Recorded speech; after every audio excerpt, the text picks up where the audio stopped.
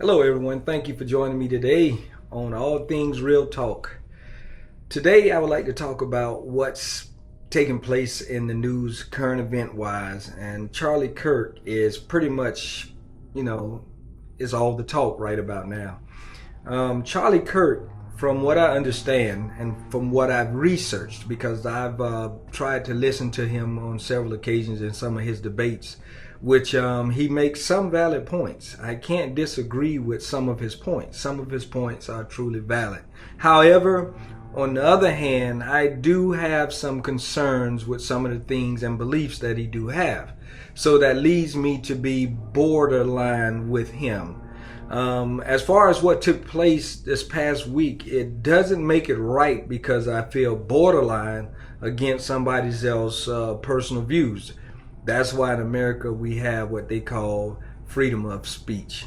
And, sometimes we wonder if we truly have that, because the Constitution, sometimes it just tends to act like it wants to help and stand behind who it feels like standing behind.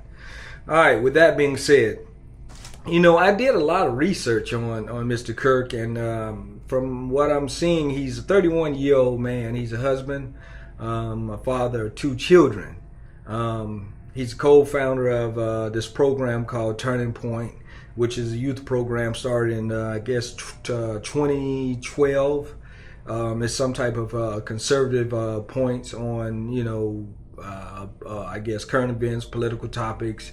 And he pretty much, started off by going to high school, college campuses, and, doing things like that. And I think this is not, when we're talking about Charlie Kirk, something is strange about him still, because Charlie Kirk's Turning Point program, it employs, I think, 400 to 450 full-time, part-time people.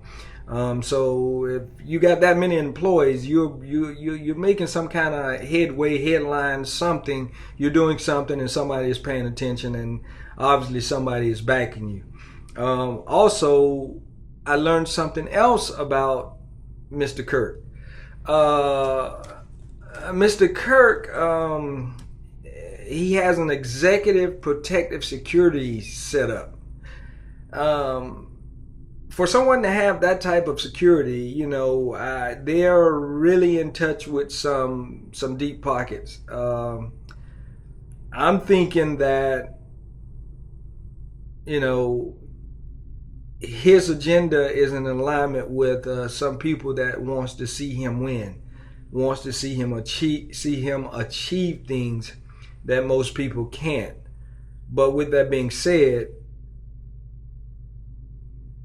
I think he's more so of an insider, and he's an insider to the powers that be. With that being said, let me give you a little bit more background on him. I think he graduated from Texas A&M University, from what I'm seeing, but then again, I'm not sure about that, because I'm reading some stuff that is kind of making me say I don't know. But I know the American Comeback Tour is something that he promoted as being free, and quite naturally, that's the drawing appeal, especially when you go to college campuses. Going to college campuses, high school campuses, most people don't have the funds, but that's a key audience, because he's targeting a key audience, which is young, liberal, if I could say conservative, white crowds more than anything. And I think that appeals to the powers that be, and they could see it as a tool to use to help their side win whatever political gains that they need.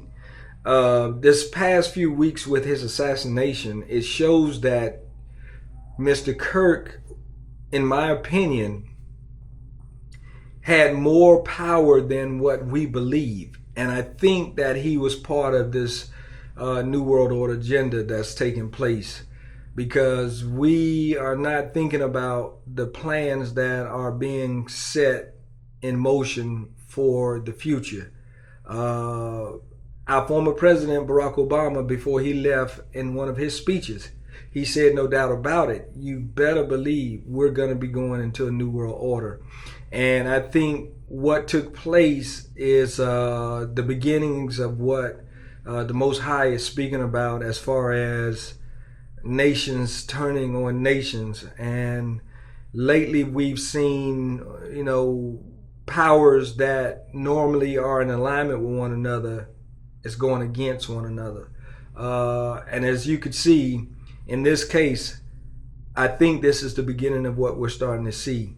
That's just my opinion. That's my assessment of what's going on.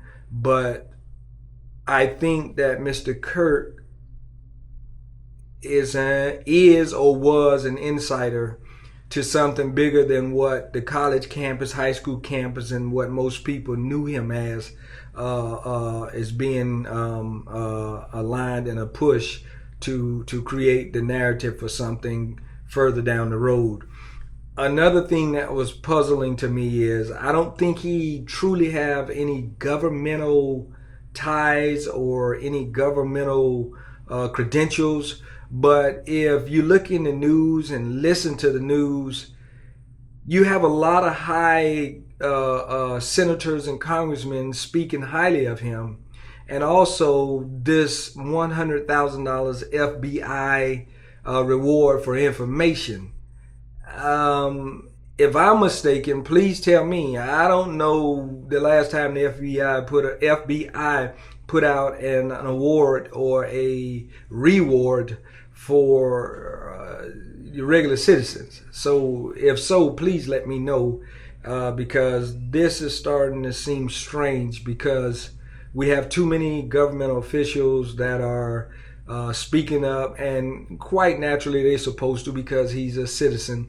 However, they're speaking up more in a dignitary way, as if he had some type of official powers or position. So let's get into this video of Mr. Kirk coming to one of his programs at Utah Valley University, and we could tell there was a aura about this event right here. If you look at it, it was set up more presidential, more like a campaign, and I was just getting that feeling that this guy was being groomed to be a leader in some capacity, if not to be trying to run for president. If Ronald Reagan can do it, it's not far-fetched. Ronald Reagan was an actor. But if you look at the scenario, it was too campaignish. It was too, I'm running for office. And to have the number 47 hats is speaking deeper than just he's created a program to speak to conservative people or to make a healthy debate. He was truly being backed and pushed for something greater, and I think we need to pay close attention to what's going on. Let's take a look at this film and see what's going on. But again, we need to wake up and think about this whole situation in its totality. We're being programmed and set up for something. Whatever it is, I don't know. But it doesn't give a person a right to kill someone. But as you all know, and as well as I know, America was not born and created and developed and whatever from flowers and cakes and kumbaya. America was born on bloodshed. As Thomas Jefferson once said, from time to time, we must water the tree of liberty with bloodshed. And all of this stuff is coming to fruition. Thank you for joining me on All Things Real Talk. Highly of him.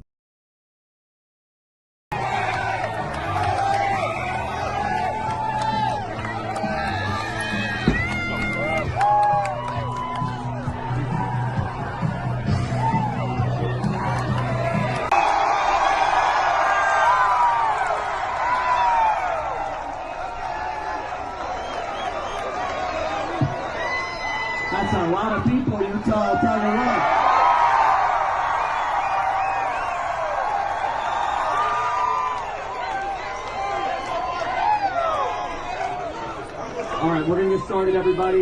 You know how it works. Question and answer. Also, thank you to Lane from Y-Refi. That was great. Really appreciate it. And we're going to be here for a couple hours. Get comfortable. Bring the best libs that Utah has to offer.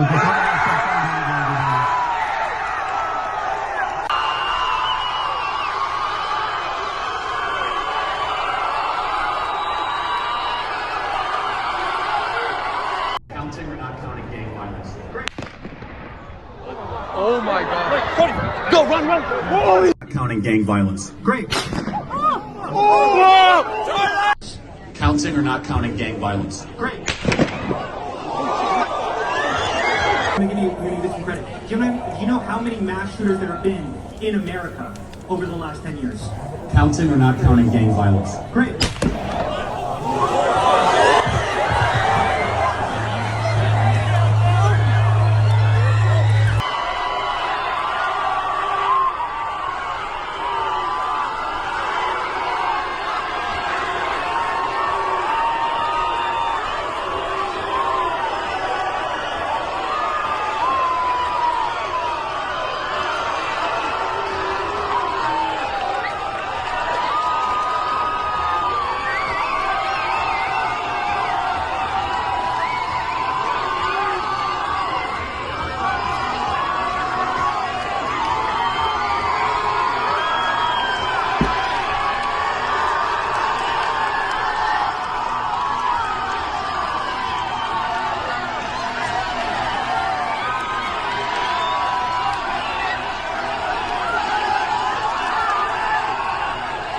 We have breaking news.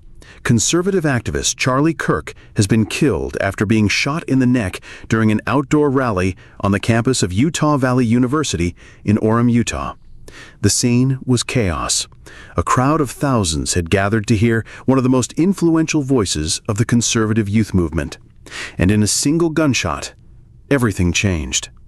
Charlie Kirk was no stranger to controversy. Loved by many, criticized by others, his voice carried tremendous influence among young conservatives.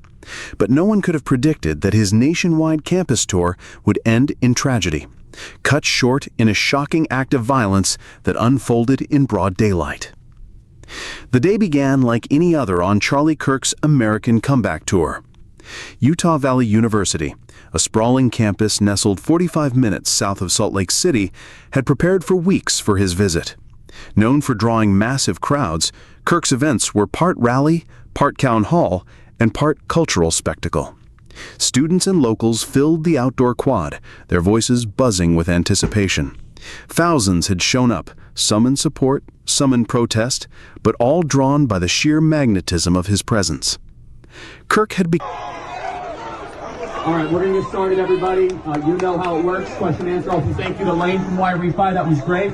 Really appreciate it. And we're going to be here for a couple hours. Get comfortable.